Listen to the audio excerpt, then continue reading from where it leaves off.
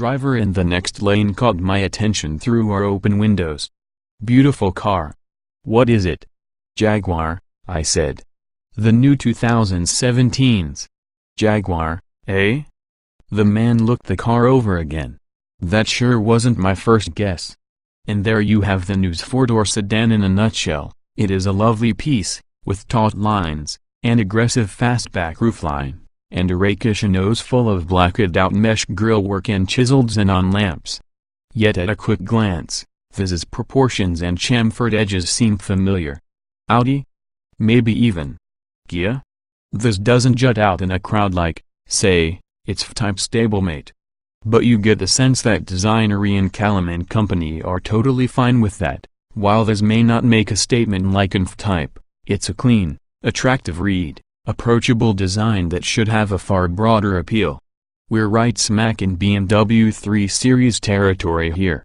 The up-level's 35 tons Sport version features a blown twin-cam 3.0-liter 6 like the BMW 340i, though the Jag uses a mechanical supercharger instead of a turbo and is only fractionally longer and wider. Extensive aluminum architecture. The V6 is aluminium, too, gives the Jaguar a roughly 100-pound edge in weight over the steel BMW. Both cars use a ZF 8-speed automatic. The Beamer offers an optional 6-speed manual, which Jaguar only offers in the 4 cylinders, and both are available with all-wheel drive. My test car was a rear driver. The 3 Series is by now so familiar that no one is likely to look over and crow about how beautiful yours is. The Jag has the easy edge in visual appeal, especially in sport trim, which adds a more aggressive front bumper, body color, side sills, and chrome power vents, among other tweaks. The Brit is distinctive on the inside, too, with a gear selection knob that rises dramatically out of the center console at engine start, racy perforated and contrasting leather seats, and mood lighting to swank up your nighttime drives. That said, the touchscreen infotainment display will quickly have you uttering British swear words you didn't even know you knew. Reach for the button to dial in your radio station and it isn't there. Instead, try pinging your finger against the glass over and over and over as you climb, station by station, up and down Sirius XM radio's 175 plus channels. Inputting an address on the nav screen is equally slow and archaic. Maybe Charles Dickens had a hand in designing this dreary system. Fortunately, at its main task, driving, Viz is a standout. It's not as nimble as, say, a Cadillac ATS, but it's still light on its feet, stable in turns, tending to understeer predictably, and easier on the backside than the Caddy. Jaguar has got the ride-handling trade-off just about right. For 95% of your behind-the-wheel missions, you'd quickly prefer the Jag over the stiffer ATS. Curiously, the ZF 8-speed doesn't feel as crisp in this as it does in the 340i, especially on downshifts, even using the steering wheel paddles. Sport mode helps a bit. In fact, I never used anything else. The supercharged 6 is deceptive. It tends to groan at modest throttle inputs, but give it the spurs and it winds up deliciously. There's decent thrust here, too. Jag claims 0 to 60 miles per hour in 5.1 seconds, but the car feels quicker. And that 6, which emits merely so-so audio at light duties, sounds mighty fine whirling toward its redline. This enjoys playing hard. I hurled it through a series of my favorite mountain terrains in Malibu, and while this is no Porsche, it's right there with the likes of the ATS and the 340i. It's a combo any shopper in this category will appreciate, moves to thrill when the whim strikes, and a relaxed cruise and 30 miles per gallon highway for the daily commute. This isn't a big car, and room in back is merely adequate if the occupant up front has the seat set up a 6-footer.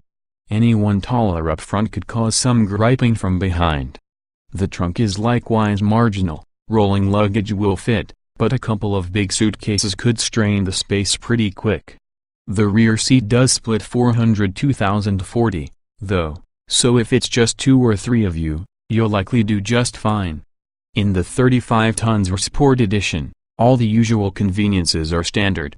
My test car included a rear parking camera, blind spot monitoring, lane keep assist, heated steering wheel, and much more. The safety systems work well, nudging you with helpful info rather than getting in your way. Also on board was nearly $10,000 in options, among them, a driver assistance package, surround view parking camera, traffic sign recognition, adaptive cruise, and more. A technology package including a Balfo 825-watt Meridian surround sound system and that awful 10.2-inch touchscreen interface, a head-up display, and a black design package that darks out all those gaping grills. Would you take one of these over a 340i and ATS? On paper, it's a remarkably even fight. But it's not an easy call. The Jag has game. Based on novelty alone, you'd have to give this a look. It brings to the class a fresh style the others can't match.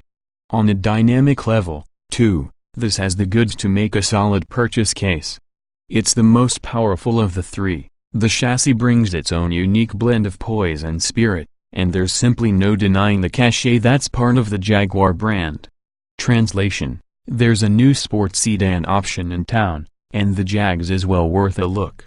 2017 Jaguars 35 tons sport specifications on sale now, price $50, $195, $59, $775. BAS tested engine 3.0 liters supercharged DOC 24 valve V6 340 HP at 6,500 revolutions per minute, 332 lb-ft at 4,500 revolutions per minute. Transmission 8-speed automatic layout, 4-door, 5-passenger, front engine, RWD coupe. EPA mileage 2,130 miles per gallon. City wheel XWXH 183.9 by 72.8 by 55.7 and wheelbase 111.6 and weight 3,600 pounds. 060 miles per hour, 5.1 seconds. FR top speed 155 miles per hour. Show more.